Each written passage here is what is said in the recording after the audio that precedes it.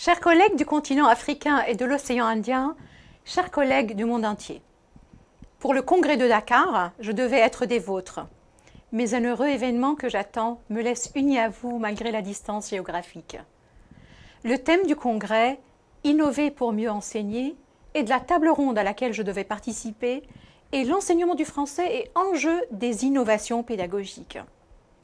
À la demande du président de l'AFPAWI, Baitirka, et du président de l'Association sénégalaise pour les professeurs de français, Baran Diaye, je vous envoie cette capsule vidéo dans laquelle je tente en premier lieu une définition de l'innovation pédagogique et en deuxième lieu, je réponds à leur question « Pourquoi on doit innover dans l'apprentissage de la langue française ?»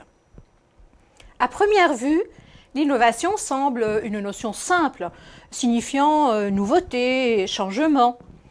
Dans les Confessions, saint Augustin s'interroge sur la définition du temps.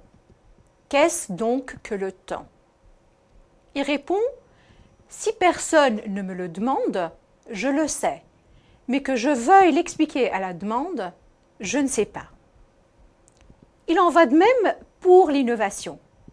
En recensant les écrits de recherche ou les écrits professionnels sur l'innovation dans le monde de l'éducation, nous sommes rapidement confrontés à sa complexité et à une définition polysémique plurielle de l'innovation. Pour Marcel Lebrun et Julie Lecoq, l'innovation est avant tout un processus. Ce processus est inscrit dans un temps, dans le temporel, c'est-à-dire qu'il cesse d'être innovation une fois qu'il est testé et pratiqué. C'est un processus de modification ou de changement qui porte sur des produits, des procédés, des façons de faire, des habitudes, des croyances, etc. La finalité de l'innovation est certainement l'adaptation ou l'amélioration des façons de faire et de ses habitudes dans un contexte donné. L'innovation est enfin, selon Lebrun et Lecoq, suscitée, initiée et portée, soutenue même par un individu ou un groupe ou bien une entité. Dans le domaine de l'éducation, il s'agit donc d'une innovation qu'on appelle innovation incrémentale ou continue. Une innovation dans la continuité, dans la transformation et non pas dans la rupture. En bref, l'innovation pédagogique a pour objectif de faire installer, d'accepter, d'utiliser un changement ou une transformation donnée. Force est de mentionner que l'innovation a toujours existé dans le monde de l'éducation, dans les salles de français, mais dans les salles d'autres langues. Mais elle a existé d'une façon très timide. Des professeurs de français innovants dans des salles de classe, comme je l'ai dit, ça date depuis la nuit des temps. Mai 68 a libéré l'innovation et l'a amenée en masse dans les salles de classe. Et depuis, on n'a jamais autant brandi l'étendard de l'innovation durant cette dernière décennie. Mais la vraie question est, pourquoi innover dans le domaine de l'enseignement du français ? On innove pour survivre.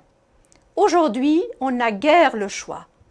Le recrutement des professeurs de français est davantage ciblé vers ceux et celles qui sont les plus innovants, ceux et celles qui sont les plus créatifs. L'innovation et la créativité sont des adjectifs qui collent à la peau des enseignantes et des enseignants de français. Ensuite, on est face à une devise « Innover ou reculer, voici le destin ». Il faut dire aussi que Gutenberg n'a pas attendu le développement du marché du livre pour inventer l'imprimerie. Il en va de même pour les professeurs de français qui, quelquefois, travaillent dans des conditions précaires, difficiles, avec très peu de matériel, mais qui sont les plus innovants. Nous innovons aussi pour créer de la valeur, pour démontrer à nos apprenants et au corps pédagogique l'importance de la proactivité par rapport à la concurrence.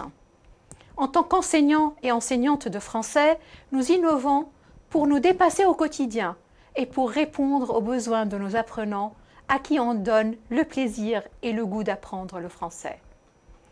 Innover, c'est gérer le changement, c'est maîtriser les paramètres du changement, puisque l'innovation se marie bien avec la technologie, avec des activités interactives ou collaboratives, des évaluations humanistes, des classes inversées ou renversées, avec la différenciation ou l'individualisation des parcours, avec des évaluations différenciées, des jeux sérieux, des escape games, la réalité virtuelle ou la réalité augmentée.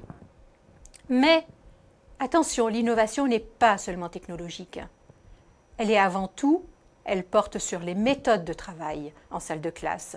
Elle porte sur l'organisation, sur la gestion de sa salle de classe, sur la logistique, sur les pratiques, sur les méthodes en salle de classe.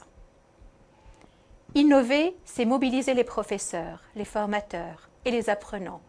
C'est surtout les engager en accroissant leur motivation, en leur offrant des possibilités de formation, en leur proposant de vivre le français d'aujourd'hui et de demain. Le français est certes la langue de Molière, mais ce n'est pas uniquement la langue de Molière. Le français, c'est la langue de l'entreprise, c'est la langue moderne, c'est la langue de l'économie, c'est la langue du commerce, c'est la langue de la recherche, la langue de la diplomatie, la langue des sciences, la langue de l'architecture, du patrimoine, de la gastronomie, de l'art. Oui, on publie en français. Oui, on fait du commerce en français. Oui, on traite des questions épineuses en français. Pour les apprenants, innover, c'est pouvoir apporter de nouvelles idées et être acteur du processus d'innovation.